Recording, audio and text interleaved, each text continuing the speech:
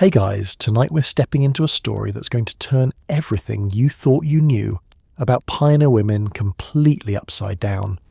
You've seen Ma Ingalls, you've read about her in the Little House books, watched her on television, absorbed the mythology of the calm, capable frontier mother who faced every hardship with quiet strength and a sunbonnet. You think you know her story. You think you understand the woman who kept her family alive through blizzards and poverty and grasshopper plagues. But tonight you're not meeting that version of Caroline Ingalls. Tonight you're meeting the woman underneath the mythology. The woman whose hatred of Indigenous peoples was so documented, so visceral, that when her daughter Laura wrote about it decades later, it became one of the most controversial elements in American children's literature. The woman who said things like, "The only good Indian is a dead Indian while living on stolen Osage land." The woman whose racism was so problematic that in 2018 the American Library Association removed Laura Ingalls Wilder's name from their prestigious Children's Literature Award specifically because of how Caroline's attitudes were portrayed. But here's what makes Caroline Ingalls' story so much more complicated than simple racism. Here's what keeps historians up at night, arguing in academic journals, trying to untangle the contradictions. Caroline Ingalls didn't just hate Indigenous peoples, she also owed them her life. Multiple times. As a child, she accepted help from the very communities she would later fear and despise as an adult. She survived because of their generosity, and then she spent decades trying to forget that fact, rewriting the story of her survival to erase their humanity from the narrative. You're standing in Brookfield, Wisconsin Territory, on November the 12th, 1845. The air is cold enough to make your lungs ache. The sky has that flat grey quality that means snow is coming. The kind of weather that makes frontier families nervous, because winter here doesn't ask permission before it takes everything you have. You're 5 years old. Your name is Caroline Lake Quiner, and you don't know it yet, but in about 3 hours your father is going to die, and the ripple effects of his death are going to shape not just your life, but American mythology itself. Right now, you're playing near the fireplace while your mother Charlotte mends clothing. You have 2 older brothers, Joseph and Henry, an older sister, Martha Jane. Your family lives in a small frame house near Lake Michigan, and your father, Henry Newcomb Quiner, is away working. He's not a farmer today, he's a sailor. This is unusual. Your father has always been a trader, a man who built relationships with the Potawatomi and Menominee peoples, travelling to their villages with goods, learning their languages, earning their trust in ways most white settlers never bothered to attempt. He's good at it. He's fair. When he comes home from these trading trips, he brings stories about the families he's met, the meals he's shared, the generosity he's been shown. But trading doesn't pay enough to feed a family of 7. So he's taken work as second mate on a lumber schooner called the Ocean, a small 2-masted vessel carrying timber across Lake Michigan. He's learning to be a sailor in his 30s, trying to provide for a wife and 5 children in a territory where opportunity is always just slightly out of reach. The news arrives in the afternoon. You watch a man come to the door. You don't know him. You watch him speak to your mother in a voice too quiet for you to hear from across the room. You watch your mother's hands stop moving. You watch her stand up slowly, like her body has suddenly become heavier than she can carry. The schooner Ocean capsized yesterday in a storm near St. Joseph, Michigan. The lake swallowed the ship in violent winds that came up faster than the crew could respond. Another vessel found the wreckage hours later, still floating because the lumber cargo kept it from sinking completely. The lifeboat was gone. The crew was gone. Your father was gone. Some bodies washed ashore in the days that follow. Your father's body is not among them. He's somewhere at the bottom of Lake Michigan, in water so cold and deep that his corpse will never be recovered, never be buried in consecrated ground, never rest in a place where his children can visit and remember him. You don't fully understand death. Not yet. You understand that your father isn't coming home. You understand that your mother cries at night when she thinks you're asleep. You understand that suddenly there isn't enough food, that your older brothers have to work harder, that neighbours start arriving with baskets of bread, and their faces full of pity that makes your stomach feel strange and tight. What you don't understand yet is the lesson being carved into your bones right now. The lesson that will define every major decision you make for the rest of your life. The lesson is this: men leave. Sometimes they don't come back. and the women and children left behind have to survive anyway, regardless of whether survival seems possible. Your mother is Charlotte Quiner, and she's 36 years old with 6 children and no income. She could remarry quickly out of desperation. She could send some of you away to live with relatives. She could fall apart. She doesn't. Instead, she holds your family together through sheer force of will. She takes in sewing. She accepts help from the church. And crucially, critically, she accepts help from the Potawatomi families your father traded with, them the ones who remember him as a fair man who kept his word. They bring venison when your family has no meat. They bring wild rice when the cupboard is empty. They bring the kind of practical assistance that keeps children from starving when winter presses down and options disappear. You're 5 years old, then 6, then 7, watching all of this happen. You're learning that survival isn't about pride. It's about accepting help from whoever offers it. You're learning that the Indigenous peoples your father respected and worked with are the reason you're not starving. You're learning to be grateful. But you're also learning something else, something darker that you won't recognize for years. You're learning that your family's survival depends on the mercy of others, that you're vulnerable, that the world is brutal and unfair, and the only way through it is to become tougher than the brutality itself. And when fear and gratitude get tangled together in a child's mind, when trauma and survival become inseparable, the results are never simple. The years after your father's death are hard in ways that will shape you forever. Your mother doesn't remarry immediately. She waits. She raises 6 children alone for nearly 4 years, working herself to exhaustion, accepting charity with her jaw clenched tight because accepting help feels like admitting defeat. The community helps. The church helps. The Potawatomi families your father knew continue to bring food and supplies, honouring the relationships he built before the lake took him. You're watching all of this. You're absorbing lessons about debt and obligation, though about what it means to owe your survival to someone else's generosity. In 1849, when you're 9 years old, your mother marries Frederick Holbrook. He's a farmer, steady, reliable. Everything your father wasn't. He doesn't trade with Indigenous peoples. He doesn't cross lakes in storms. He works the same land day after day, year after year, and there's safety in that predictability, even if there's no adventure. Your family moves to Concord in Jefferson County, Wisconsin. Life settles into a rhythm governed by seasons and harvests. There's food on the table most days. There's a roof that doesn't leak. There's the comfort of knowing that your stepfather comes home every night, because he never goes anywhere dangerous in the first place. But you can't forget. You can't forget the afternoon your father died. You can't forget the years of hunger that followed. You can't forget watching your mother's hands shake when she thought no one was looking. So you do something unusual for a girl in 1850s Wisconsin. You get an education. This isn't normal.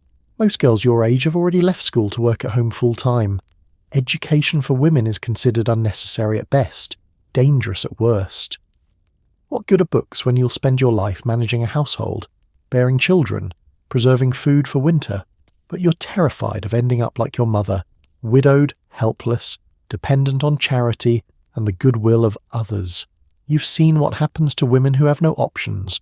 You've lived through what happens when your entire security depends on a man who might not come home. You learn to read fluently. You learn to write in a clear hand. You learn arithmetic. You become good at it.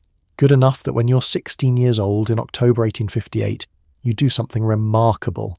You become a teacher. The contract is for 3 months. You'll be paid $10 per month, $30 total. It's not much, but it's yours. Money you've earned with your mind and your labour. Money that doesn't depend on a husband or a father or anyone else's permission. You stand in front of a classroom full of children, some of them nearly as old as you are, and you teach them to read. You teach them arithmetic.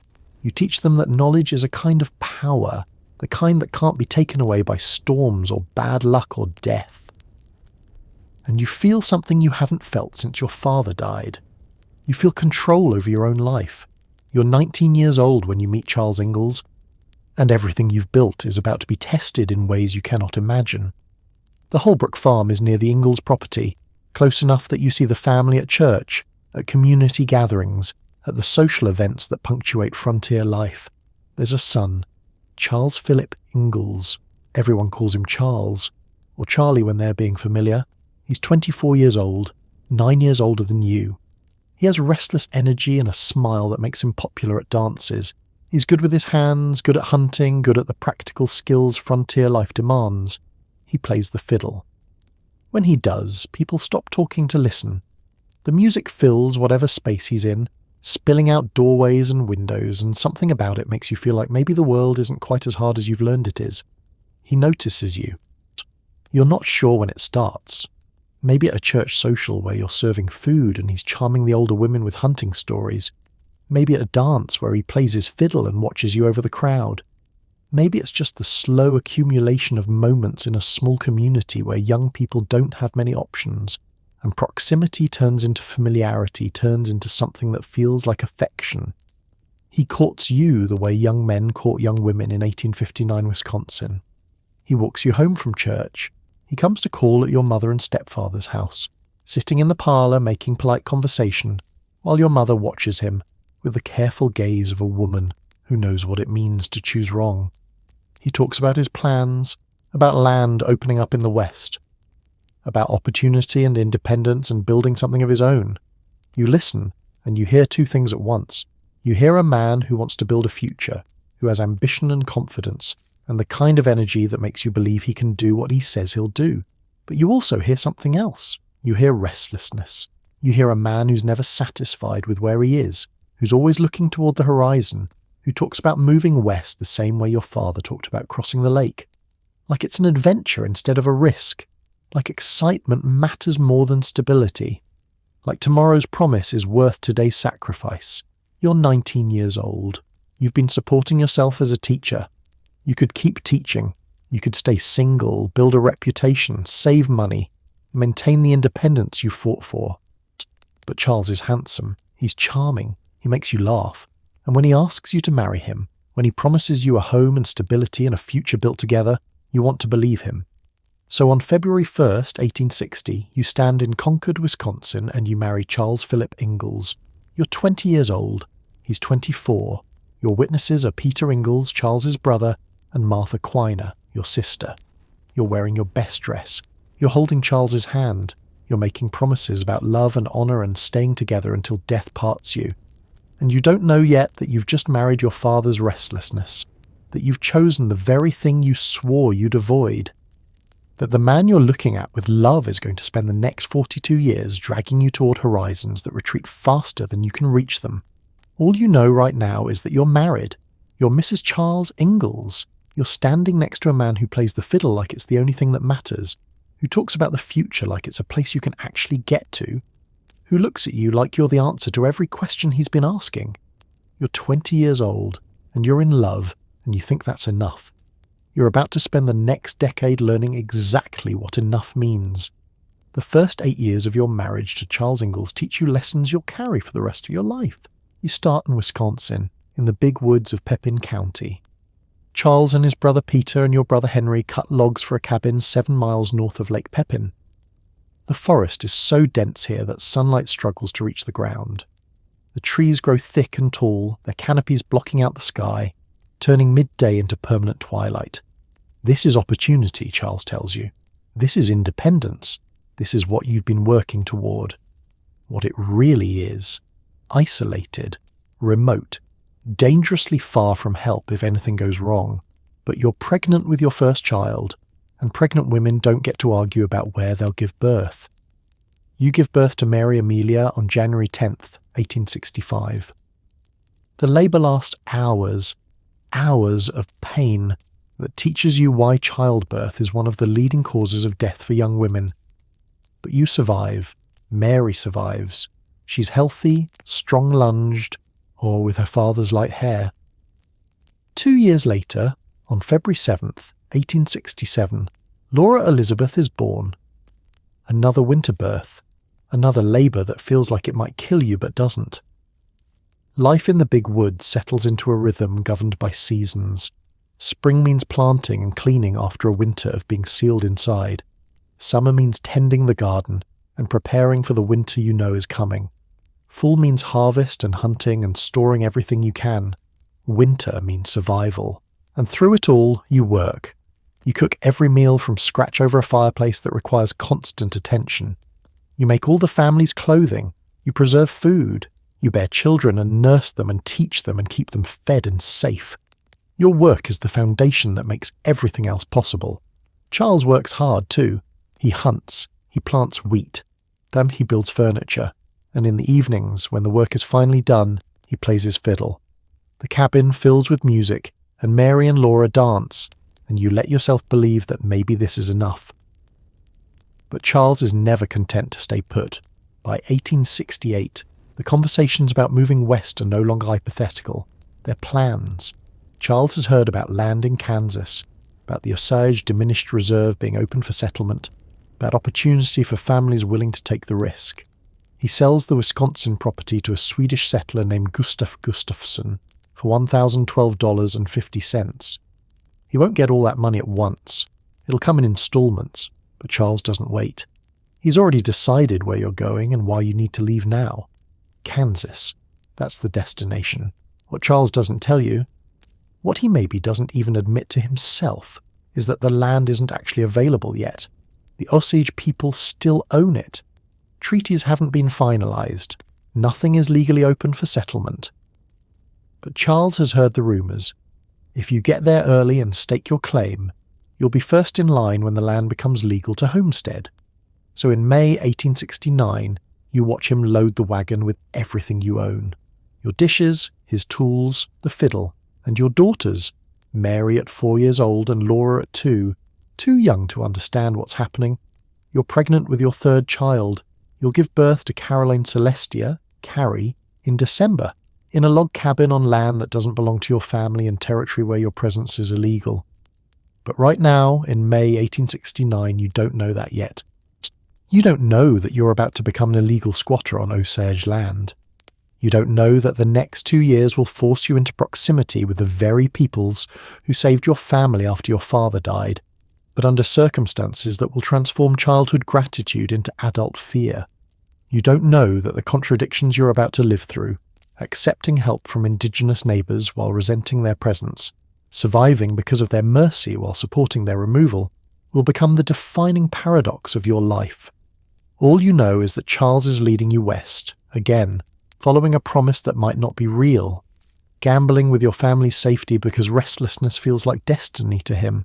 You're 30 years old, you've been married for 9 years, you have 2 daughters and another baby coming. And you're about to step into the story that will define not just your life, but American mythology itself.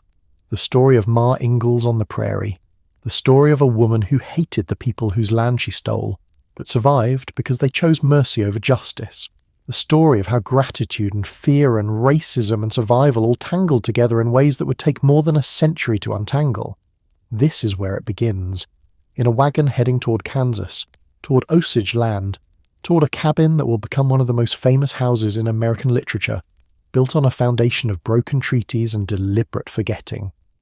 This is where Caroline Lake Quiner Ingalls becomes Ma, the woman in the sunbonnet, the woman who kept her family alive, the woman whose racism was so documented that it would eventually spark a national conversation about how we teach history to children. But that conversation is still 66 years in the future. Right now, you're just a pregnant woman in a covered wagon, following a restless man toward a horizon that keeps retreating, trying not to think about how much this feels like your father sailing across Lake Michigan toward a storm he couldn't survive. The wagon has been rolling for weeks. Your back aches from sitting on wooden boards that were never designed for comfort. Your daughters are restless, their patience worn thin by the endless repetition of grass and sky and more grass. You're 7 months pregnant, which means every jolt of the wagon sends pain shooting through your spine. And you've learned to clench your jaw and breathe through it because complaining doesn't change anything. Charles drives with his eyes fixed on the horizon, that restless energy finally channeled into forward motion. He talks about the land waiting for you in Kansas. Rich soil, plenty of game, room to build something that's actually yours, not borrowed from relatives or rented from men who got there first. What he doesn't say, what you're starting to suspect he never planned to say, is that the land isn't actually available yet. You cross into Kansas territory in late summer 1869. The landscape shifts, the trees thin out, the prairie opens up in ways that make you feel simultaneously free and exposed, like you've stepped into a room with no walls and discovered that walls were what kept you safe. Yeah, you pass other families heading in the same direction, wagons like yours loaded with furniture and tools and hope. At night, when you make camp, Charles talks to other men around fires, and you hear fragments of their conversations. They're all heading toward the same place, the Osage Diminished Reserve. Land that's been promised to the Osage Nation by treaty, land that's supposed to be theirs forever, land that men like Charles have decided is close enough to available that the technicality doesn't matter. You hear the phrase, as long as the grass grows and water flows. It's what the government promised the Osage back in 1825. Their land forever. But forever, you're learning, is a flexible concept when white families need somewhere to go. Charles explains it to you one night while you're lying in the wagon bed, your belly pressed against the boards, listening to him rationalize what you both know is wrong. The government's going to open it up, he says. Everyone knows it. The Osage are being moved to Indian Territory. By the time the paperwork catches up, we'll already be there. First come, first served. You want to ask what happens if the paperwork doesn't catch up? What happens if the government enforces the treaty instead of breaking it? What happens if you build a home on land you have no right to claim and then lose everything because the foundation was illegal from the start? But you're 30 years old and 7 months pregnant, and you've already followed Charles this far. Turning back isn't an option. Going forward might be wrong. But staying still means watching your daughters go hungry, while Charles spends the rest of his life wondering what might have been. So you don't ask. You close your eyes and listen to the sound of grass moving in wind that never stops, and you tell yourself that survival isn't the same thing as virtue. Sometimes survival means doing what you have to do and living with the consequences later. You arrive in Montgomery County, Kansas, in early fall. The Osage are away on their seasonal buffalo hunt. This is deliberate. Charles waited for this moment. Hundreds of other settlers did the same. Move in while the Osage are gone. Build your cabin. Stake your claim. Make it hard to uproot you by the time they return. The location Charles chooses is about 13 miles north of the Oklahoma border. There's a creek nearby for water. Trees for building, prairie for farming. It looks empty. It looks available. It looks like opportunity. But less than 2 miles away, there's an Osage village. You don't see it yet. The Osage are still hunting, but their homes are there. Their stored supplies are there. Their claim to this land is documented in treaties signed by the United States government and witnessed by officials who promised this would be permanent. Charles starts building the cabin. His brother Peter helps. Other settlers help. Men who've made the same gamble, betting that the government will choose white families over Indigenous treaties, betting that possession is 9/10 of the law, even when the possession is illegal. The cabin rises slowly. 1 room, a fireplace, spaces between the logs packed with mud, no windows, just greased paper that lets in light but not much else. The floor is dirt, the roof is logs and sod. It's crude, but it's shelter, and shelter is what you need because winter is coming and you're about to give birth. December 1st, 1869. Your 3rd daughter is born in this cabin on stolen land. You name her Caroline Celestia, but you'll call her Carrie. The labour is hard, harder than the previous 2, and you wonder if it's because your body knows what your mind won't admit, that this place isn't safe, that you're living on borrowed time in a home built on broken promises. The midwife who helps you is a neighbour, another settler woman whose family made the same illegal gamble. You don't talk about the Osage, you don't talk about the treaties, you focus on keeping the baby alive, keeping yourself alive. Getting through one more day in a place where survival feels like walking on ice that might crack at any moment. By the time you recover from childbirth, the Osage have returned from their hunt, and that's when everything changes. The first time you see Osage people near your cabin, you're nursing Carrie while Mary and Laura play on the floor. It's a cold afternoon in January 1870. You hear footsteps outside, and when you look through the crack in the door, you see 3 Osage men approaching. Your first instinct is terror, not because they've done anything threatening, not because they're armed in ways that suggest violence, but because you've spent your entire life hearing stories about what happens to white women on the frontier when Indigenous men come to the door. The Minnesota massacre 5 years before Laura was born has become the story white families tell to justify their fear.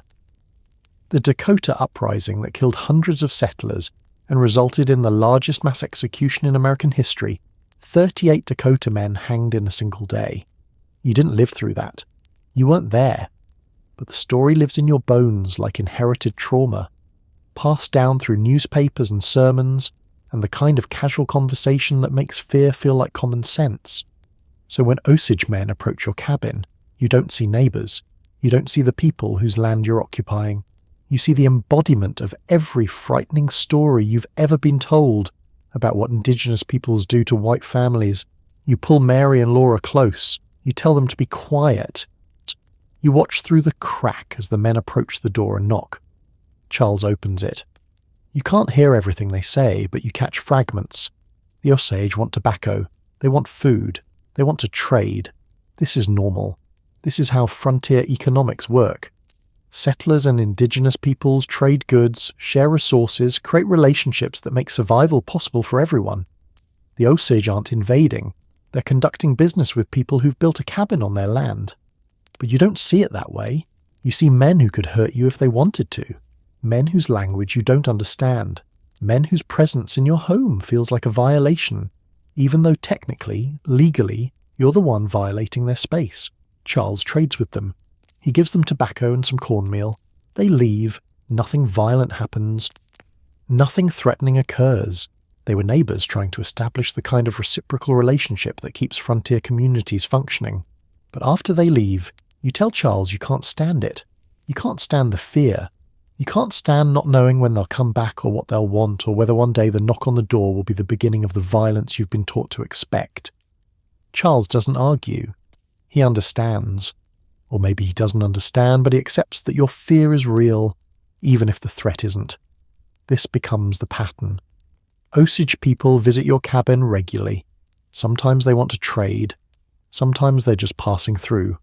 Sometimes they're watching these strange white families who've appeared on their land without permission, trying to figure out what to do about an invasion that's already happened. You never learn their names. You never try to see them as individuals. In the book Laura will write decades later, they're always Indians, never Osage. Always a collective threat, never people with families and histories and legitimate grievances about the settlers stealing their homeland. There's one exception. His name, the name your family gives him, is Dr. Tan. Spring 1870. The whole family gets sick. It starts with chills, then fever, then the kind of bone-deep ache that makes you wish you could step out of your body and leave the pain behind. Malaria. Fever and ague. The disease that kills more settlers than anything else on the frontier because there's no cure. Just survival or death depending on how strong your body is and how much luck you have left. Mary gets sick first, then Laura, then you, then Charles.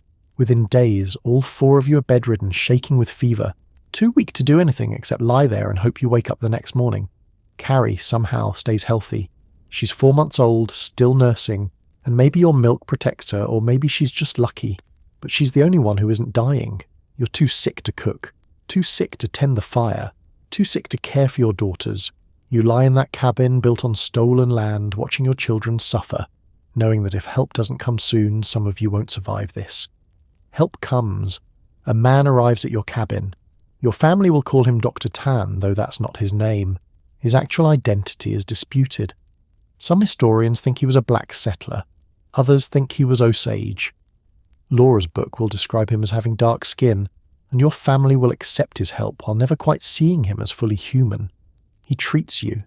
He brings medicine, probably quinine if he has access to it, or herbal remedies if he doesn't. He tends your fever. He makes sure you drink water. He keeps you alive. You have no choice but to accept his help. You're too sick to refuse. Your children are dying. Survival trumps pride. Survival trumps prejudice. Survival trumps everything. Within days, the fever breaks. You start to recover. Mary and Laura start to recover. Charles starts to recover. Whatever Dr. Tan did, it worked. Your family survives a disease that kills thousands of settlers every year, and you owe your life to a man whose people you're in the process of dispossessing. This is the contradiction at the heart of your story, the contradiction at the heart of American settlement, the fundamental lie that makes the frontier mythology possible. You hate Indigenous peoples, you fear them, you support their removal. You'll spend years telling your daughters stories that reinforce the idea that the only good Indian is a dead Indian, a phrase your husband will say and you'll agree with, a genocidal sentiment so casual it won't even register as shocking, but you also owe them everything. Your survival as a child when your father died and Potawatomi families brought food. Your survival as an adult when Dr. Tan treated your family's fever. Your survival as a settler when the Osage could have killed you for trespassing but chose mercy instead. The entire settler colonial project depends on this contradiction. Depends on white families taking Indigenous land, accepting Indigenous help, and then erasing that help from the narrative to make conquest look like achievement rather than theft.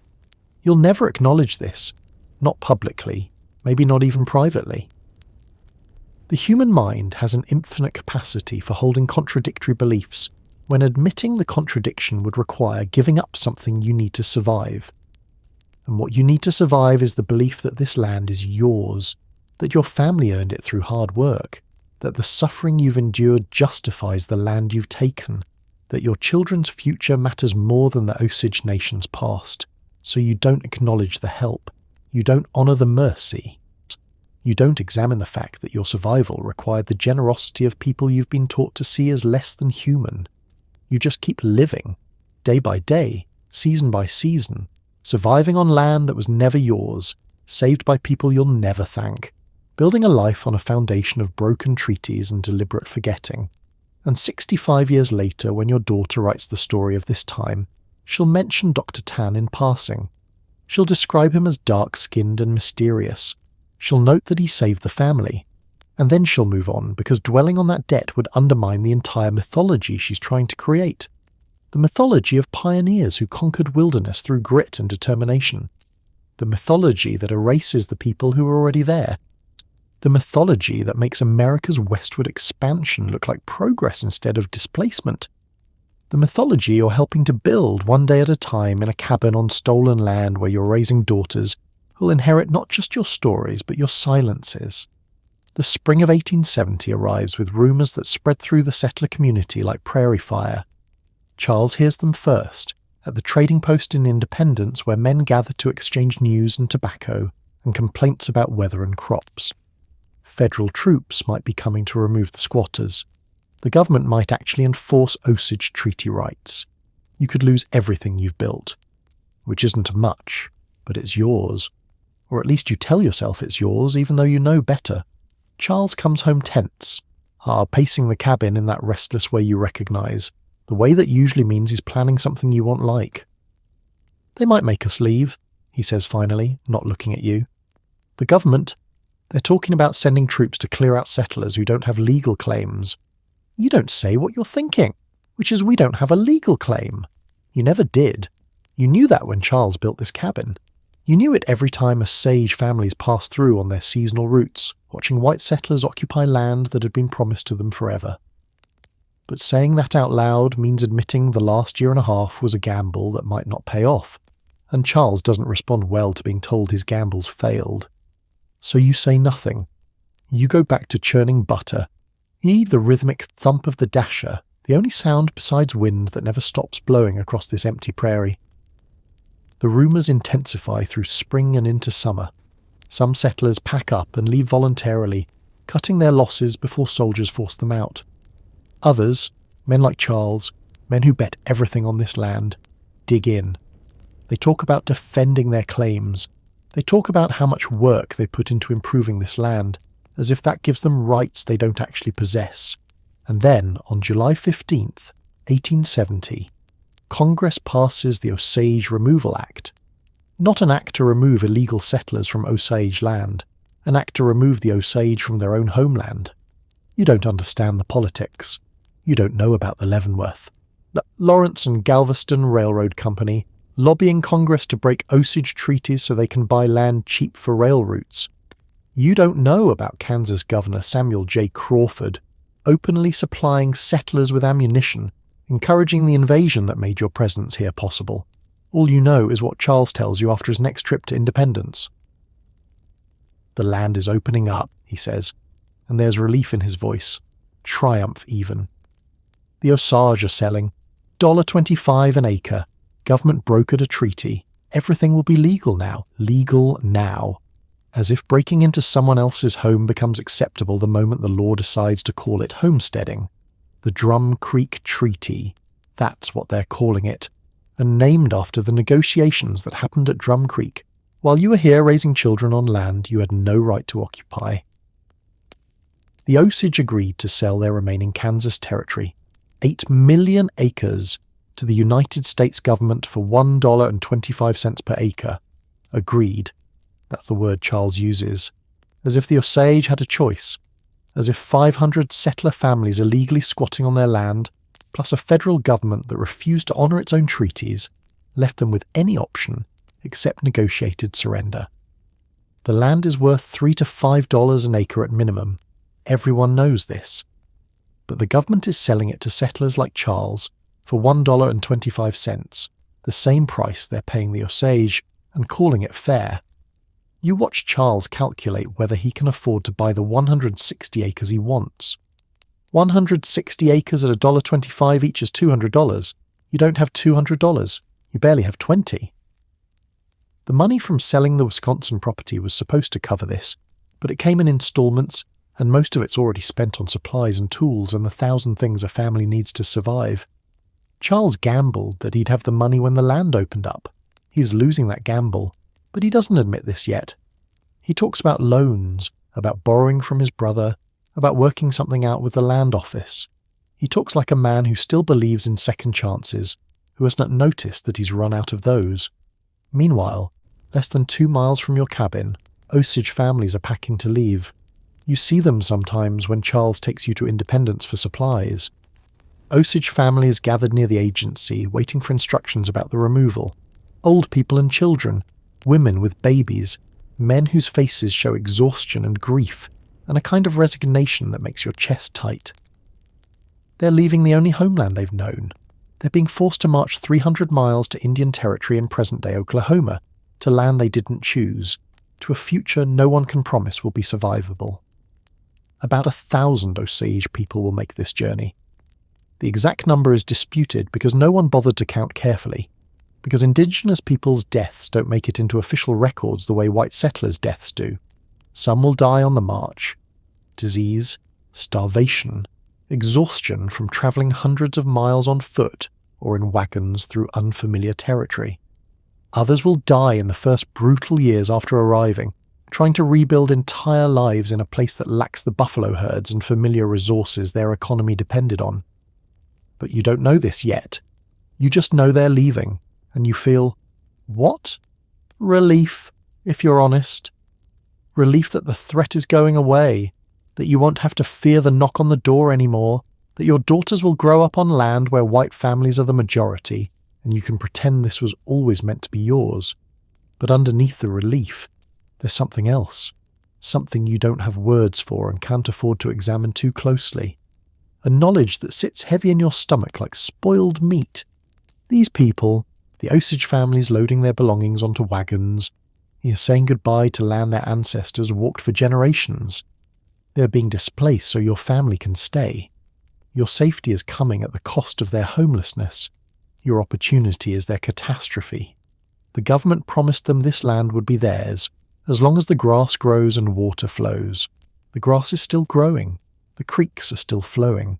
But the promise is broken anyway, because promises to Indigenous peoples don't count the same way promises to white settlers do. You watch an elderly Osage woman climb into a wagon, her movements slow and painful, and you think about your own mother, widowed at 30 with 6 children, surviving because Potawatomi families brought food when there was none. You survived childhood because Indigenous people chose mercy.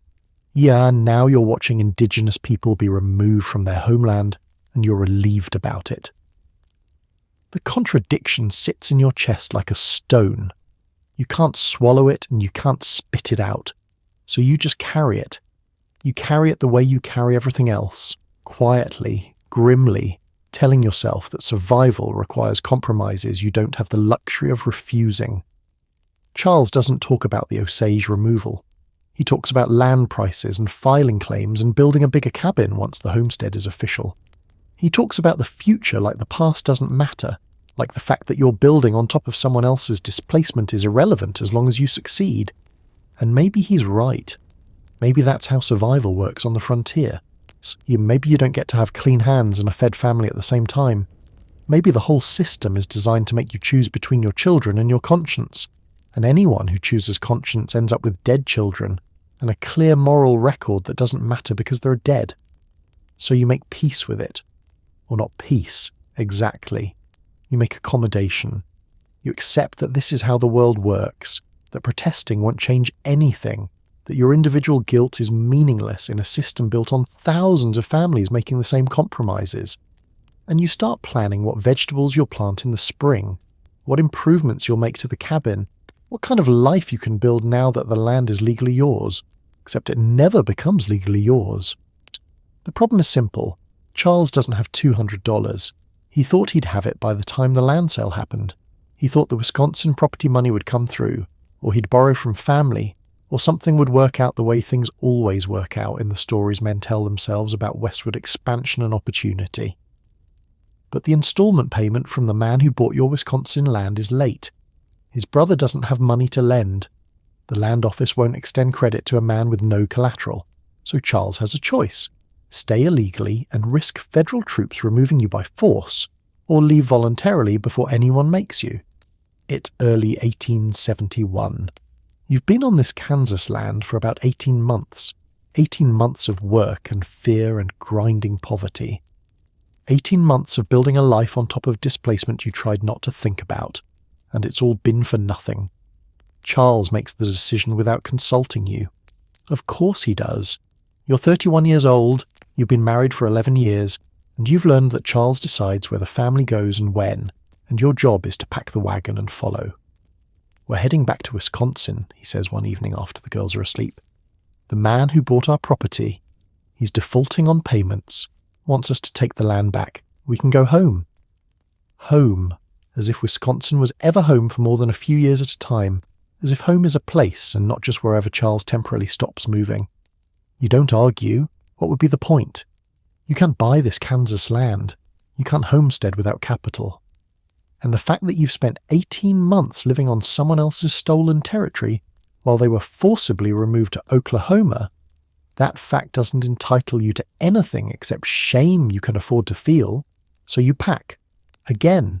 You fold the quilts you made here, you wrap the dishes in cloth, you take down the curtains you sewed from flour sacks, you dismantle the temporary home you've built, the way you'll dismantle temporary homes over and over for the next 20 years.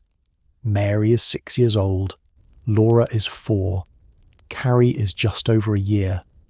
They're too young to understand that this cabin was built on broken promises, that their mother accepted food from Indigenous peoples as a child, and then supported their displacement as an adult, that the land they played on was never theirs.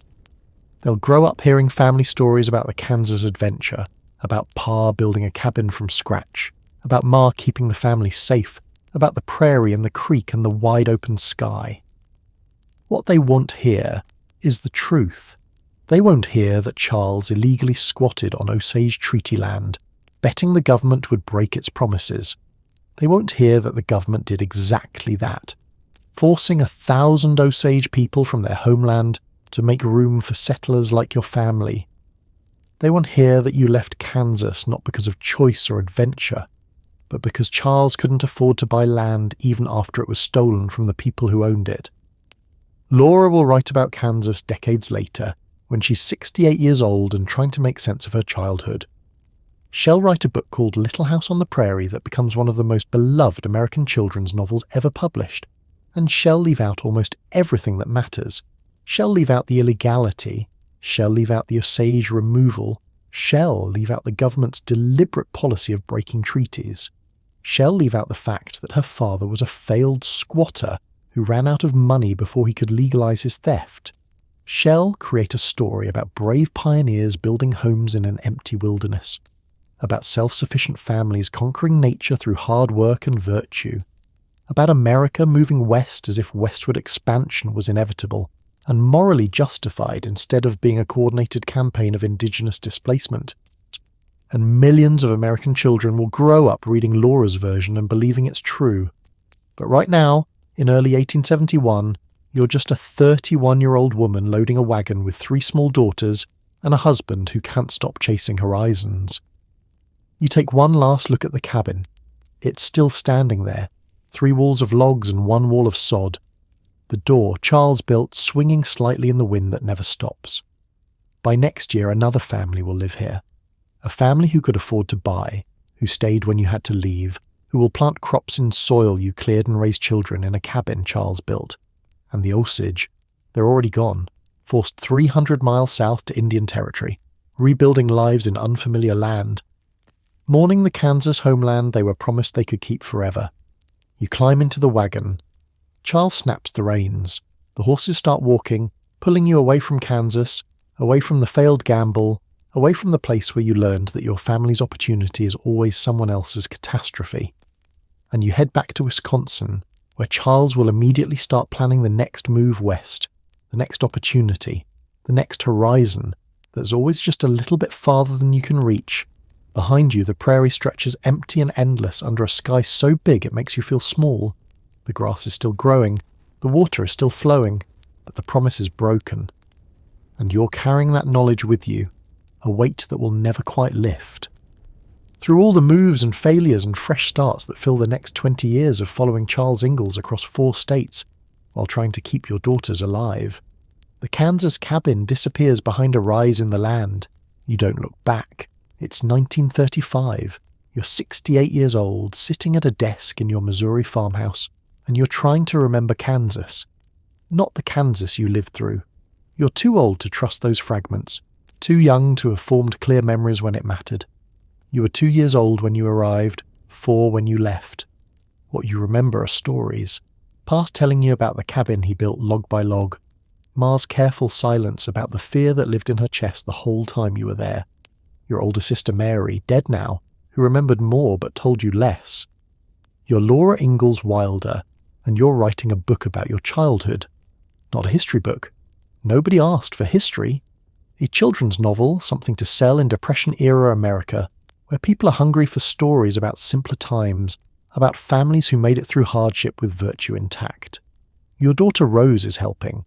That's what you tell people. Helping. Rose Wilder Lane, successful novelist, former tabloid journalist, woman who knows how to shape a story for maximum emotional impact even when the facts don't quite cooperate. Rose reads your first draft and suggests changes. Cut this. Expand that. Make Pa more heroic. Make Ma more fearful. Emphasize the isolation. Emphasize the self-reliance. Nobody wants to read about government policy, Rose says, her pen moving across your manuscript pages. Here they want to read about a family surviving through hard work. So you cut the part about federal troops. You wrote it in your first draft. Pioneer Girl, the memoir that no publisher wanted. You wrote about soldiers coming, about Pa saying you might have to leave if they made you, about the legal uncertainty that hung over everything. But in the children's book, that part disappears. No soldiers, no mention of broken treaties, no explanation of why the land was available or what happened to the people who owned it before. Just Pa building a cabin on empty prairie, Ma keeping the family safe, and you, little Laura, watching it all with the innocent eyes of a child who doesn't understand yet that some stories require forgetting as much as remembering. Rose Wilder Lane didn't set out to lie. She set out to craft a narrative that would sell books during the worst economic crisis America had ever seen. She was 49 years old in 1935, a professional writer who'd worked for William Randolph Hearst's tabloid empire, a woman who understood that truth is negotiable, but emotional impact is currency. Rose had her own politics, libertarian, anti-New Deal, hostile to federal government interference. She believed in individual self-reliance, in families pulling themselves up without help, in the frontier mythology that made America feel exceptional. And your Kansas story, Mother, could be shaped to fit that mythology perfectly, if you just changed a few things. The part where the Osage families brought food, Rose says, reading through your draft. Do we need that? You pause. You remember something, not clearly but the shape of it. Osage people near the cabin, Pa trading with them, Ma terrified every time they appeared. Ma didn't like them, you say finally. Good, Rose replies, making notes. That's the emotional core, a mother protecting her children. Readers will understand that. What Rose doesn't say, what you don't think to ask, is whether understanding requires accuracy. Whether making Ma's fear the story means erasing the Osage people's actual presence, their actual humanity, their actual legal claim to the land you were occupying. The manuscript changes under Rose's hands. Scholars will debate later how much she actually wrote versus how much she edited. Some will call her a ghostwriter. Others will insist you were always the primary author, that Rose just polished your work. The truth is probably somewhere between. You wrote the memories. Rose shaped them into a narrative that fit 1930s, America's need for pioneer mythology, for stories about white families conquering wilderness through virtue, for tales that justified westward expansion without examining its costs. She cuts the illegality. She minimizes the Osage removal. She amplifies mass racism into a narrative thread that makes fear feel reasonable instead of examining why settlers feared the people whose land they were stealing. And you let her. Not because you're malicious, not because you're deliberately trying to rewrite history, but because you're 68 years old and you need the money, and Rose knows how to make books sell, and the past is so far away that maybe it doesn't matter if you smooth some edges to make the story work. Harper & Brothers publishes Little House on the Prairie in 1935. The cover shows a little girl in a sunbonnet, a log cabin, endless prairie stretching toward the horizon. Inside, the book tells a story. A family moves west seeking opportunity. They build a home from nothing. They survive illness and isolation. They fear Indians but are saved from massacre by one noble savage who argues against violence. Eventually they leave, not because they were illegal squatters who couldn't afford to buy stolen land, but because Pa gets restless and wants to move on. It's a good story. Clean. Simple. Emotionally satisfying. It's also a lie by omission.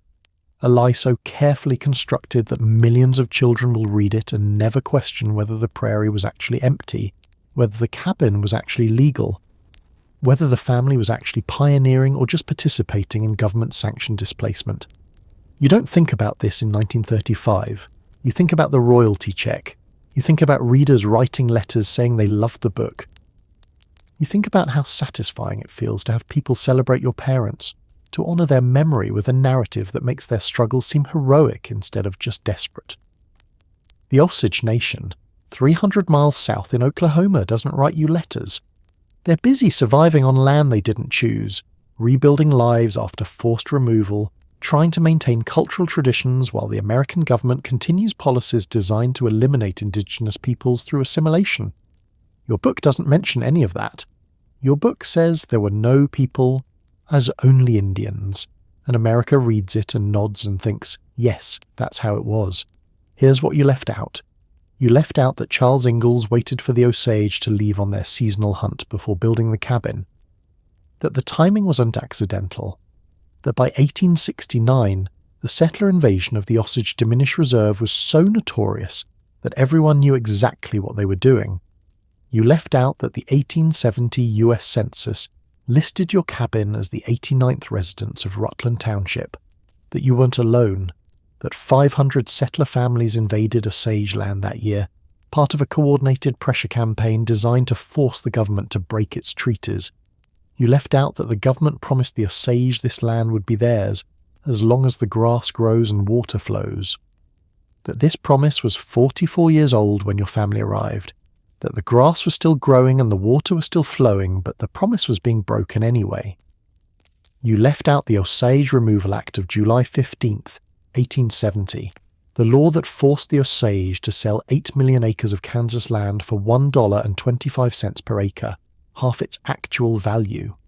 the law that made your father's illegal gamble pay off by retroactively legalizing theft. You left out the forced march, about 1,000 Osage people walking 300 miles from Kansas to Oklahoma, the deaths along the way, the children who didn't survive, the elderly who collapsed, the grief of losing a homeland promised forever. You left out that your family survived because Osage leaders chose mercy, that they could have killed every settler on their land and been legally, morally justified, that they chose restraint instead, that your life depends on indigenous generosity you never acknowledged. You left out why you really left Kansas. Not because Pa was restless, because he couldn't afford to buy the land even after it was stolen from the Osage, because his gamble failed, because you were poor and powerless, and the Kansas adventure was just another in a long line of Ingalls family failures. In your first draft, Pioneer Girl, the manuscript publishers rejected, you mentioned federal troops. You wrote that soldiers came to remove settlers from Osage land. You knew it was illegal. But in the published book for children, that truth disappears, and what replaces it is mythology. Brave pioneers, empty wilderness, self-sufficient families. We Indians as threats rather than sovereign nations. Westward expansion as inevitable progress rather than calculated displacement. The book becomes a bestseller. Children across America read it in schools. Teachers assign it as history. Families read it aloud at bedtime. And a generation learns frontier history from your carefully constructed half-truths. They learn that pioneers worked hard and earned their land. They learn that Indians were obstacles to be overcome. They learn that America's westward expansion was heroic and justified. They don't learn about broken treaties. They don't learn about forced removal. They don't learn that the land their ancestors claimed was legally owned by indigenous nations, who never surrendered it willingly. They learn your version. The version that makes white settlers look virtuous. The version that erases indigenous humanity. The version that turns theft into achievement. And you, Laura Ingalls Wilder, 68 years old and finally financially secure, never publicly acknowledge what you left out. Maybe you don't even think about it. Maybe by 1935, the Kansas years are so distant and filtered through so many retellings that you genuinely believe your version is true. Maybe you convinced yourself that the fear was justified, that the cabin was earned, that your family was pioneering rather than trespassing. Or maybe you know. Maybe somewhere in the back of your mind you remember being small and watching Osage people pass by your cabin and wondering why they looked sad and Ma telling you not to stare. Maybe you remember Pa talking about soldiers. Maybe you remember packing up and leaving and never quite understanding why the adventure ended so abruptly. But memory is negotiable, especially when the truth would require admitting that your parents, the people you loved, the people who struggled so hard to keep you alive, were participants in one of America's largest acts of government-sanctioned land theft. So you smooth the edges. You emphasize the hardship and minimize the harm. You make Ma's fear the story instead of Osage displacement. You turn complex history into simple narrative, and you create a mythology that will shape American consciousness for the next 80 years. The book sells 60 million copies eventually. It gets translated into 40 languages. In the 1970s, it becomes a television series that reaches tens of millions more people who never read the book, and all of them learn history from your omissions. All of them inherit the lie. All of them grow up believing that America's westward expansion was natural and right, and earned through hard work, rather than being a coordinated campaign of indigenous displacement, backed by government policy and executed by families like yours who needed land and didn't care whose rights they violated to get it. You die in 1957, 22 years after Little House on the Prairie is published. You're 90 years old. You're celebrated as a beloved American author, a chronicler of frontier life, a woman who preserved important history. The Osage Nation is still in Oklahoma, still rebuilding, still surviving despite everything America did to destroy them. Your book is still on school reading lists, and the mythology you created is still teaching American children that pioneers were heroes and Indians were obstacles, and westward expansion was the inevitable march of progress. 61 years after your death, in 2018, the American Library Association will finally remove your name from their Children's Literature Award. They'll cite anti-native and anti-black sentiments in your books. They'll spark a national debate about how to handle problematic authors and whether removing your name erases history or corrects it. But in 1935, when you signed the contract with Harper and Brothers, none of that has happened yet. You're just an old woman writing about your childhood, making choices about what to remember and what to forget, building a mythology one omission at a time. It's June 23rd, 2018. You're sitting in a conference room in New Orleans during the American Library Association's annual conference. If you're a librarian, maybe you're actually there. If you're not, maybe you're scrolling through Twitter when the news breaks, watching the literary world explode in real time. The Association for Library Service to Children has just voted unanimously to remove Laura Ingalls Wilder's name from their most prestigious Children's Literature Award. The award had carried her name since 1954. 64 years of honouring the woman who wrote Little House on the Prairie. 64 years of telling librarians, teachers, parents, and children that Laura Ingalls Wilder represented the best of American children's literature. And now, in a single unanimous vote, that honour is gone. The award will be called the Children's Literature Legacy Award from now on. No person's name attached. Just a neutral title that acknowledges literary contribution without endorsing the author who made it. The official statement is careful, measured, the kind of language institutions use when they're trying to acknowledge harm without assigning blame. Laura Ingalls Wilder's books have been and will continue to be deeply meaningful to many readers. Translation: we know you love these books. ALSC has had to grapple with the inconsistency between Wilder's legacy and its core values of inclusiveness, integrity and respect.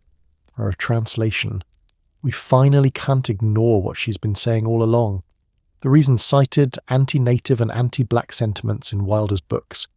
And if you're a woman who grew up reading these books, if you're one of the millions who learned what a pioneer woman looked like from Ma Ingalls standing in her sunbonnet in the doorway of a log cabin, this moment probably feels complicated, because you loved these books. You still love them, maybe. They shaped your childhood, your understanding of American history, your idea of what women could endure. And now you're being told that the author who created that beloved world was racist enough that her name can't stay on a major literary award. The backlash is immediate and fierce. People call it censorship. People say we're erasing history. People argue that you can't judge historical figures by modern standards. People insist that Wilder was just reflecting the attitudes of her time, that she didn't know better, that removing her name is an overreaction. But here's what those defenders are missing. This wasn't a snap decision. The ALA had been studying this issue since February 2018, when they formed a task force specifically to examine whether Wilder's name should remain on the award. They reviewed historical scholarship. They consulted with Indigenous educators. They looked at what modern research had revealed about the gaps between Wilder's books and documented history. And what they found was damning.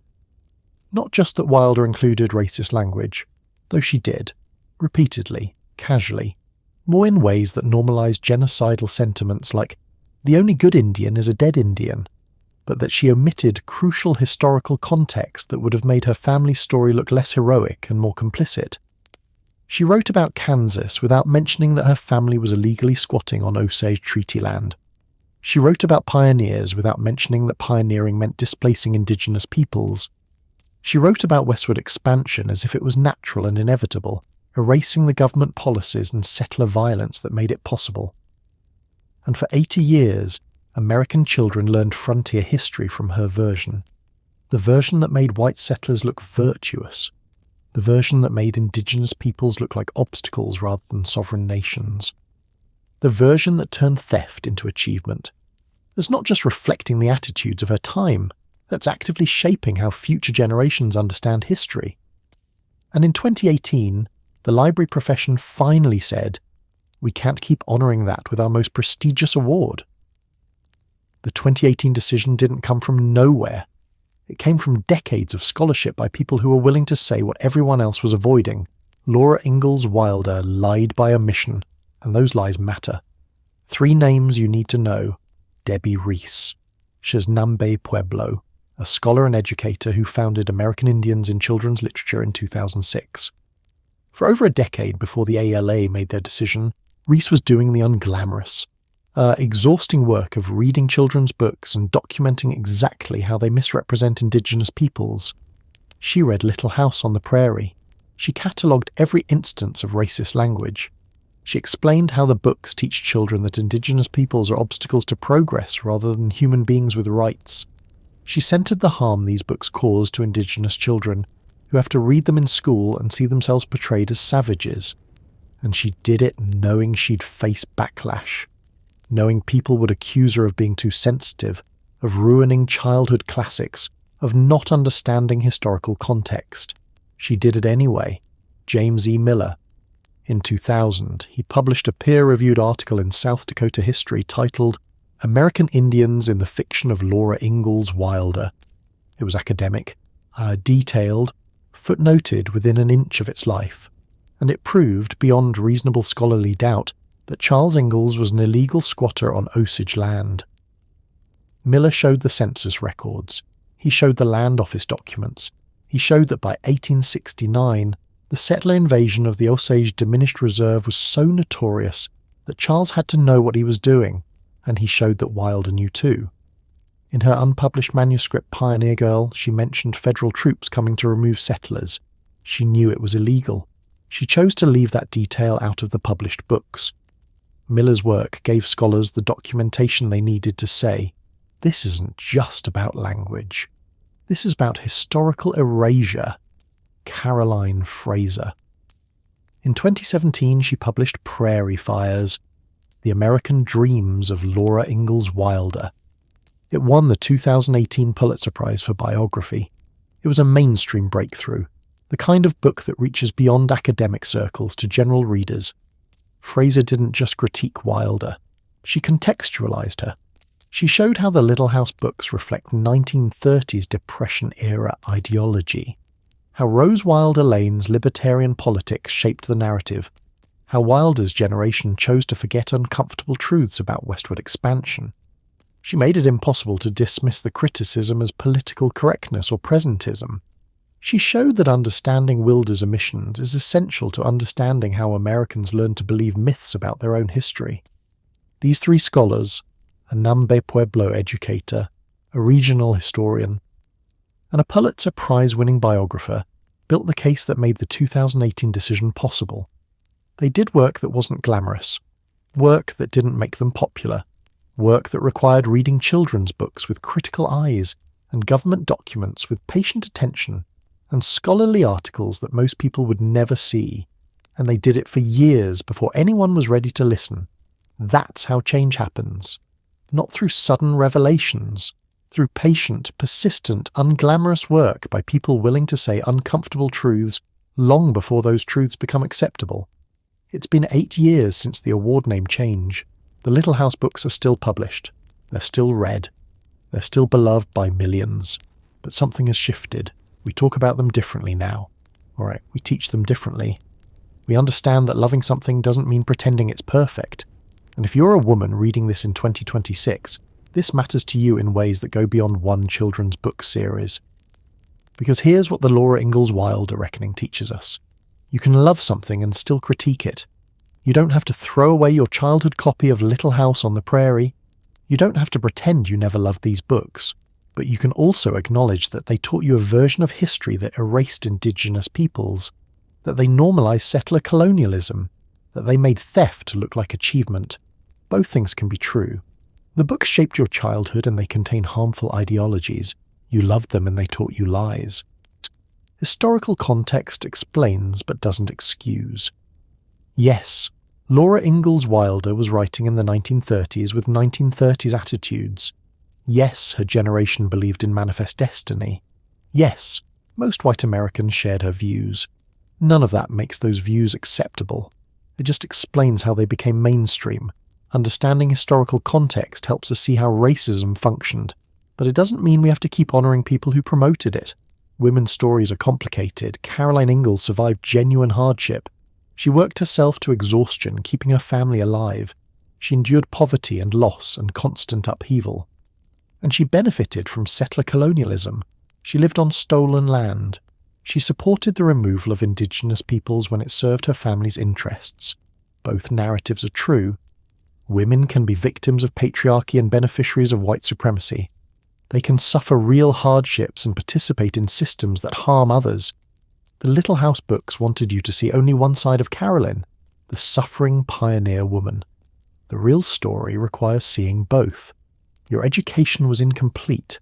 If you grew up in American schools reading Little House books as history, you learned a sanitized version of westward expansion. You learned that pioneers were heroes. You learned that the frontier was empty wilderness waiting to be settled. You learned that American expansion was natural and inevitable. None of that is true. The frontier wasn't empty. It was home to indigenous nations with legal treaties. Pioneers weren't discovering new land. They were occupying someone else's homeland. Westward expansion wasn't inevitable. It was deliberate government policy backed by military force. Relearning this history is uncomfortable, but it's necessary. Small acts of accountability matter. Changing an award name seems minor. The books are still published. Wilder's legacy is still influential. But symbols matter. When a professional organisation says we can't honour this person with our most prestigious award because her work contains harmful ideologies, they're making a statement about values. They're saying we see the harm, we acknowledge it, we won't endorse it anymore. That's not cancel culture, that's accountability. You get to decide what comes next. Maybe you have daughters, maybe you work with children, maybe you're just a woman trying to understand her own history better. The question is, what do you do with this information? Do you keep teaching Little House books the way they were taught to you, as innocent stories about pioneer families? Or do you add context, explaining what was left out, centering the Indigenous peoples whose displacement made the Ingalls family story possible? Do you look for books by Indigenous authors that tell the other side of the story? Do you question other childhood narratives you were taught about American history? Do you pass on the mythology, or do you do the harder work of teaching the truth? The 2018 award name change was just the beginning. The real work, the work of rethinking how we teach history, how we honour complicated figures, how we balance love for cultural touchstones with accountability for the harm they caused, that work is ongoing. And it requires all of us. Because Caroline Ingalls' story isn't just about one frontier woman. It's about how we tell women's stories. It's about which parts we emphasise and which parts we erase. It's about who gets to be remembered as a hero and who gets written out of history entirely. Laura Ingalls Wilder made choices about how to tell her mother's story. She chose nostalgia over accuracy. She chose myth over complexity. She chose a version that made white settlers look virtuous and erased Indigenous peoples. And for 80 years we accepted those choices without question. Now, in 2026, we're finally asking, what did those choices cost? Who paid the price for the mythology we inherited? And what do we owe the people whose stories were erased so ours could be told? Those are uncomfortable questions. But they're the right questions. And maybe, just maybe, asking them is how we start telling better stories. Stories that don't require erasing anyone to make someone else look heroic. Stories that acknowledge complexity instead of demanding perfection. Stories where women survive impossible circumstances and were complicit in systems that harmed others, where both things are true and neither cancels out the other. That's the legacy Caroline Ingalls deserves. Not Ma Ingalls the saint. Not a villain who should be forgotten.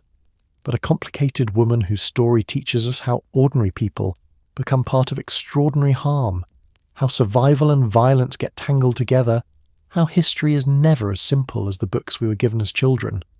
But this story isn't just about what Laura Ingalls Wilder got wrong. It's not just about a children's book author who sanitized history for profit. It's not just about white Americans learning a false version of westward expansion. This story is also about what happened to the Osage Nation after they were forced from Kansas, because the Osage didn't disappear. They didn't fade into history the way Wilder's book suggested. They didn't become tragic footnotes in someone else's pioneer story. They survived. They adapted. And then, in one of history's cruelest ironies, the worthless land they were forced to accept became some of the most valuable territory in America. It's 1897, 26 years after the Osage were removed from Kansas. You're standing on Osage Reservation land in Oklahoma, the territory the US government insisted the Osage accept in exchange for their Kansas homeland. The land white settlers didn't want. The land considered too rocky, too hilly, too unproductive for agriculture. And beneath your feet there's an ocean of oil. Nobody knows it yet. Not the government agents who negotiated the removal, not the settlers who celebrated when the Osage left Kansas, not even the Osage themselves. But in 1897, the first oil well strikes black gold on Osage land, and everything changes. By the early 1920s, the Osage Nation has become the wealthiest community per capita in the United States. Every Osage person with a head right, a share of the mineral rights, receives thousands of dollars in annual royalty payments. Some families are earning the equivalent of millions in today's dollars. The Osage own automobiles, mansions, fine clothing. They hire white servants. They send their children to the best schools. They are living proof that Indigenous peoples weren't destined to fade away, weren't inherently inferior, weren't obstacles to progress. They were thriving. But American white supremacy doesn't tolerate that kind of inversion. Between 1921 and 1926, at least 60 Osage people are murdered. 60 confirmed deaths, probably more. Osage men shot in the head and left in ravines. Osage women poisoned slowly with arsenic. Osage families killed when their homes are dynamited in the middle of the night. The murders follow a pattern. White men marry Osage women. The women die under mysterious circumstances. The husbands inherit the head rights. Local authorities rule the deaths, suicides, or accidents. This isn't random violence. This is systematic elimination for profit. The Osage call it the Reign of Terror, and the same government that forced them from Kansas, that broke treaty after treaty, that enabled settler invasion of their homeland, that government does almost nothing to stop it. Until the newly formed FBI finally investigates in 1925, until some of the killers are convicted, until the Osage Nation fights back through legal channels and communal protection networks. The Osage survived the Reign of Terror, the same way they survived removal from Kansas, through resilience, legal resistance, and refusing to disappear. But here's what you need to understand. The same land that Charles Ingalls tried to steal in 1869, the land the US government took from the Osage in 1870, that land didn't have oil. Kansas had agricultural value, but it wasn't sitting on massive petroleum deposits. The Oklahoma Territory the Osage were forced to accept, the land nobody else wanted, that land had oil. So the Osage lost their homeland. They were marched 300 miles to unfamiliar territory. Hundreds died along the way or in the years immediately after, and then they became wealthy. And then white people murdered them for that wealth. The irony is so bitter it could choke you, but the story doesn't end with the Reign of Terror. Because in 2023, 152 years after the Osage were removed from Kansas, 97 years after the murders finally stopped, something remarkable happened.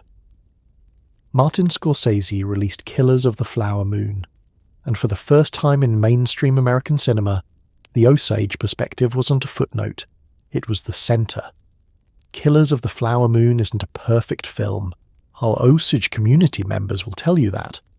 Some wish the story had been told entirely from Molly Burkhart's perspective, from an Osage woman's point of view, instead of centering Ernest Burkhart, the white man who participated in murdering her family. Some wish an Osage filmmaker had directed it. But here's what the film did do. It hired Osage actors. It employed Osage language consultants. It filmed on Osage land with Osage Nation approval. It paid Osage people for their expertise and labour, and it told millions of Americans a story they've never heard. That Indigenous peoples didn't just disappear after westward expansion, that the violence didn't stop in the 1800s, that the Osage Nation survived everything America threw at them and are still here. Christopher Coate, though an Osage language consultant who worked on the film, said something important. While Martin Scorsese did a commendable job representing our people, the narrative is primarily told through Ernest's lens, which compromises the depth of the story. Translation. Even when Hollywood tries to tell Indigenous stories, it still centres white perspectives. But it's a start. It's more than Laura Ingalls Wilder ever gave the Osage. And it matters because representation shapes memory. The Little House books taught generations of Americans that the Osage were obstacles to progress. Killers of the Flower Moon teaches a new generation that the Osage are survivors, that they have agency, that their story didn't end when white settlers wanted it to. But the real Osage story, the one that should matter most, isn't happening in Hollywood. It's happening in Pawhuska, Oklahoma, in language classes where Osage citizens are relearning the language that boarding schools tried to erase. It's happening in Osage Nation government buildings, where elected leaders assert sovereignty over their own territory. It's happening in cultural centres where Osage artists, historians and educators are telling their own stories, not waiting for white authors or white filmmakers to tell those stories for them. Here's what you weren't taught in school. The Osage Nation today has approximately 25,000 enrolled citizens. Fewer than 20 people can carry on extensive conversations in the Osage language, but the nation is fighting to change that. The Osage Nation government constitutionally protects the Osage language and directly funds revitalization efforts every year. They're not waiting for federal grants. They're not depending on outside institutions. They're doing the work themselves. Janice Carpenter, who has been teaching Osage language for over 12 years, says, "We hear more language being used by more people, and more people are in classes. But because we don't use it all the time, it's hard to keep it going. It's slow, difficult work. Undoing 150 years of forced assimilation doesn't happen overnight, but it's happening." In March 2023, the Osage Nation launched a campaign called Wajajay Always. Wajajay is the traditional Osage name for themselves, the name that got anglicised to Usage after colonisation. Using Osage orthography, the written form of the Osage language, is an act of sovereignty. The campaign coincides with the nation's Sovereignty Day, celebrated every March 10th. Sovereignty Day, not We Survived Day or We're Still Here Day. Sovereignty Day. Because the Osage Nation never surrendered. They were forced from Kansas, yes. They endured the reign of terror, yes. They survived cultural genocide attempts through boarding schools and assimilation policies, yes. But they never stopped being a sovereign nation, and in 2026 they're still here, still governing themselves, still teaching their children who they are, still asserting that their history didn't end when Laura Ingalls Wilder stopped writing about them. So what does this mean for you, reading this in 2026? It means the story you learned from Little House on the Prairie was incomplete, dangerously incomplete. Laura Ingalls Wilder ended the Kansas story with her family leaving. She never told you what happened to the Osage after removal. She never mentioned the oil. She never mentioned the murders. She never mentioned that the Osage Nation survived. She left you with the impression that westward expansion was hard on white settlers, that Indigenous peoples were obstacles who eventually moved aside, and that American progress was inevitable and mostly benign. Every single part of that narrative is false. The Osage didn't move aside. They were forced aside. And they didn't disappear. They survived, adapted, and continue to exist as a sovereign nation. Understanding that, really understanding it, changes how you see American history. It changes how you see the Little House books. And it changes how you answer the question this whole documentary has been building toward. What do we do with beloved stories that taught us lies? You cannot know what you've learned in the last 6 chapters. You can't go back to reading Little House on the Prairie as a simple story about pioneer hardship. You can't see Ma Ingalls as just a patient, suffering frontier woman. You can't ignore that the Ingalls family was illegally occupying Osage land. And you can't ignore that the Osage Nation is still here, still sovereign, still fighting to preserve their language and culture after everything America did to destroy both. So what do you do with that knowledge? First, you acknowledge complexity. The Little House books can be beautifully written and historically harmful. Laura Ingalls Wilder can have been a talented author and a participant in historical erasure. You can have loved these books as a child and recognise now that they taught you a false version of American history. All of those things can be true simultaneously. Second, you learn the full story. If you're going to teach Little House books, or if your children are reading them, teach them alongside Osage perspectives. Read Osage-authored histories. Watch Killers of the Flower Moon. Visit Osage Nation websites and educational resources. Don't let Wilder's version be the only version your kids learn. Third, you support Indigenous sovereignty. The Osage Nation is doing the work of cultural preservation and language revitalization right now, today. That work needs support, financial, political, educational. Learn whose land you're on. Support Indigenous-led education initiatives. Advocate for teaching honest history in schools. Fourth, you sit with discomfort. If you're a white American woman reading this, you might be feeling uncomfortable right now. You might be thinking, but I didn't personally steal Osage land. Why should I feel responsible? Here's why. Because you benefited from it. Your education, your family's economic opportunities, your understanding of American identity, all of it was built on the foundation of stories like the Little House books. Stories that made settler colonialism look like pioneer virtue. You didn't create this system, but you've benefited from it. And you have a choice about what you do with that knowledge. Fifth, you understand that this isn't just history. The Osage Nation exists today. Indigenous land rights are being contested today. Treaty violations are happening today. This isn't a story about the past. It's a story about how the past shapes the present and how the stories we tell about the past determine what future we're building. Laura Ingalls. Wilder died in 1957, never knowing that her books would shape American historical memory for generations. Caroline Ingalls died in 1924, never knowing her daughters would turn her life into bestsellers. The Osage Nation survived them both, and in 2026 the Osage are still here, still teaching their language, still governing themselves, still telling their own stories. The question isn't whether the Little House books are good or bad. The question is, whose stories are you listening to? For 90 years, and millions of Americans listened to Laura Ingalls Wilder's version of frontier history. They learned that westward expansion was natural and inevitable, that settlers were heroes, that indigenous peoples were obstacles. Now you know better. Now you know the Osage Nation never disappeared. Now you know the land Charles Ingalls tried to claim wasn't empty. Now you know that Caroline Ingalls' survival came at a cost paid by other people, people whose descendants are alive today, fighting to preserve what colonialism tried to destroy. What you do with that knowledge, that's the legacy you choose. Will you keep centering settler narratives, or will you seek out indigenous voices? Will you teach the sanitized version to the next generation, or will you teach the complicated truth? Or will you let beloved childhood books remain unchallenged? Or will you ask harder questions about the stories America tells itself? The Osage Nation didn't wait for white Americans to give them permission to survive. They survived anyway. They rebuilt anyway. They reclaimed their language and sovereignty anyway.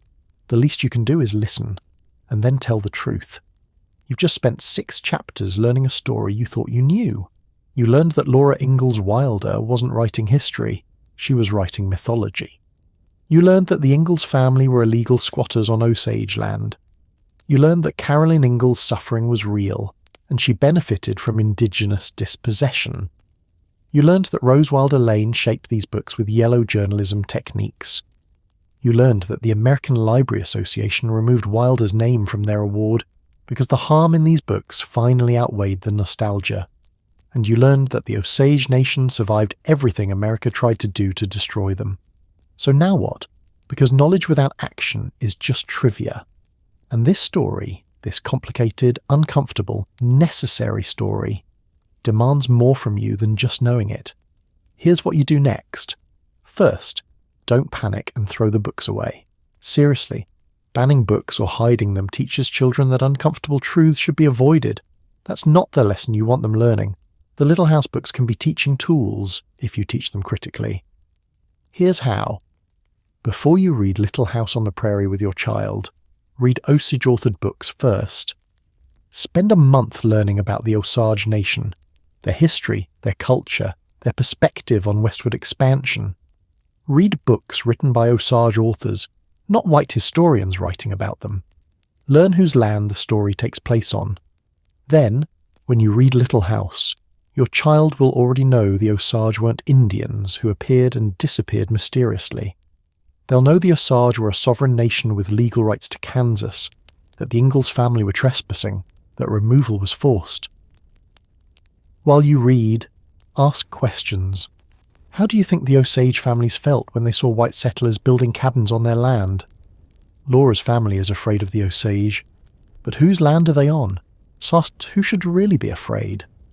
The book says the only good Indian is a dead Indian. That's a statement supporting genocide. How does that make you feel? What parts of the story is Laura leaving out? What don't we hear about the Osage experience? After you finish, read more Osage history together. Learn about the Osage oil wealth. Learn about the Reign of Terror murders. Learn about Osage language revitalization happening right now. Watch Killers of the Flower Moon together if your child is old enough. Make sure the last word on this history isn't Laura Ingalls Wilder's. Make sure it's the Osage Nations. Second, teach your children media literacy. The Little House books aren't the only beloved classics with problematic content. Peter Pan uses racial slurs for Native Americans. Doctor. Dolittle originally had a plot about bleaching black skin white.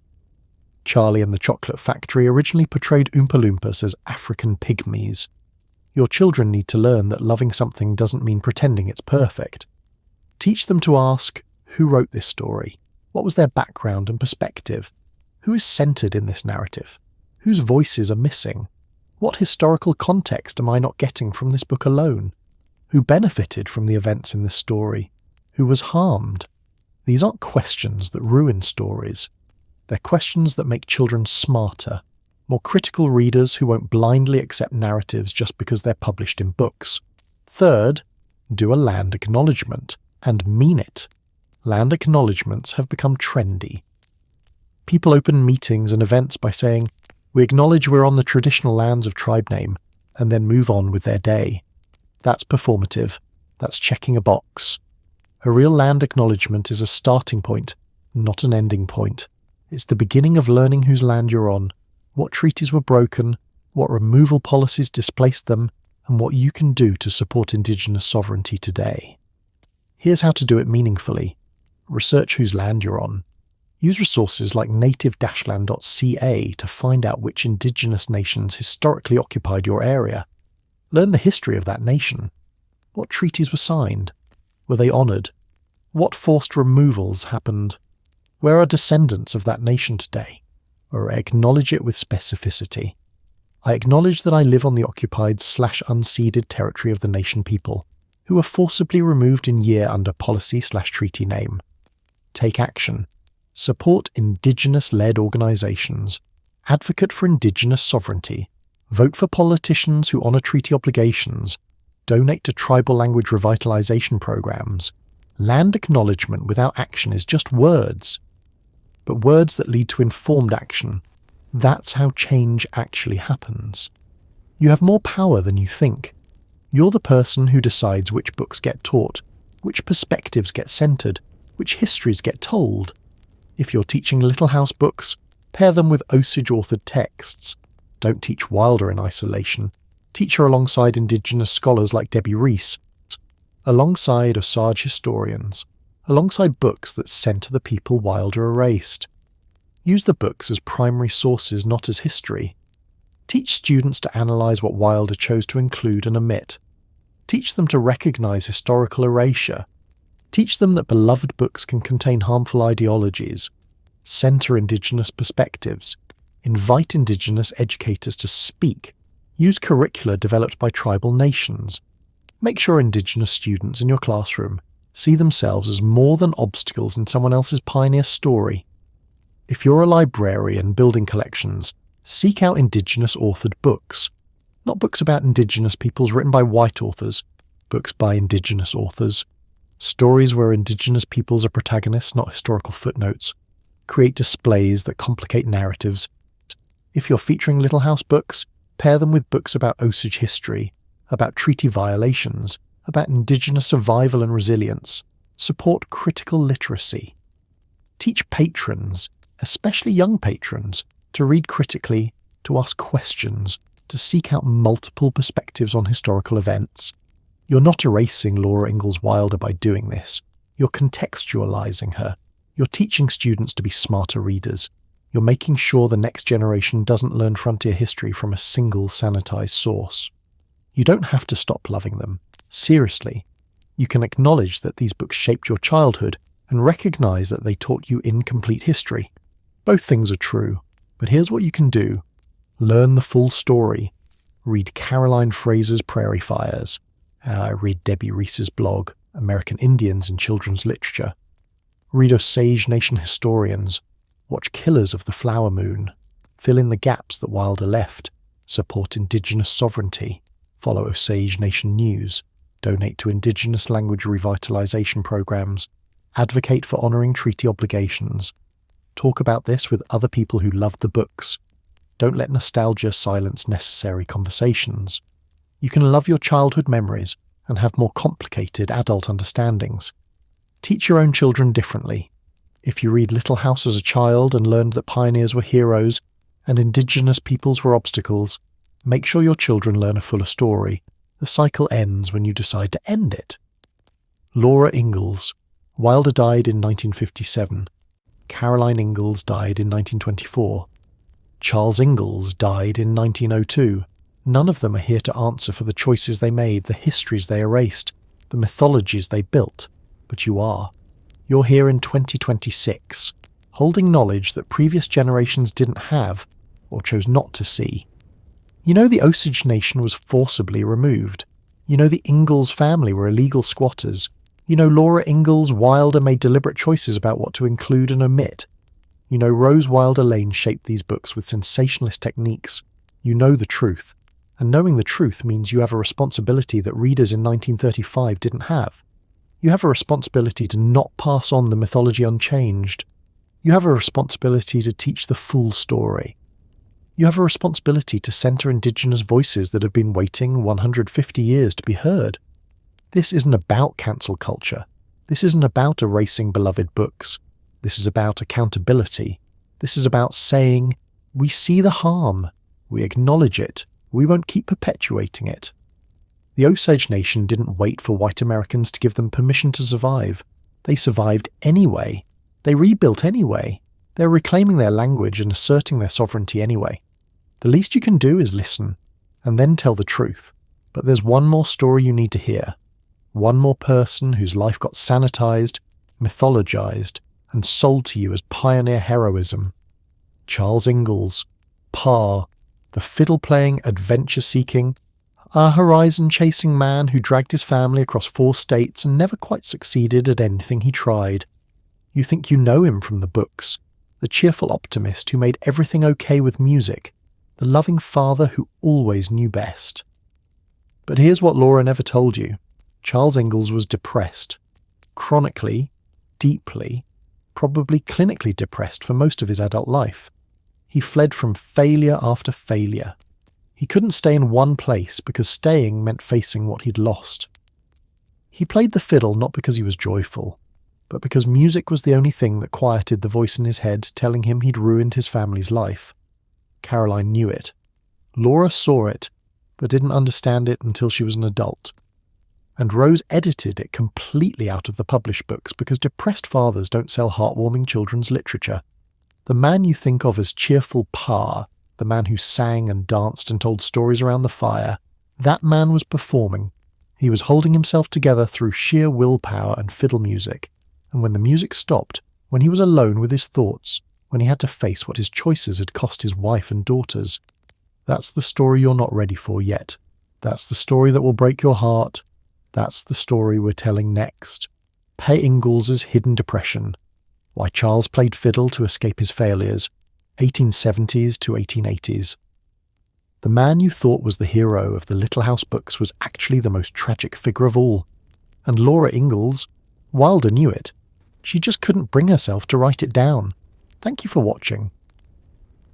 This documentary was researched using historical records, census documents, peer-reviewed scholarship, and Indigenous perspectives that have been waiting generations to be heard.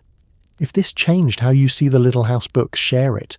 If this made you uncomfortable, sit with that discomfort. And if this made you want to learn more, go find the Osage voices telling their own story. Because the story you think you know is only half the truth, and the other half has been waiting long enough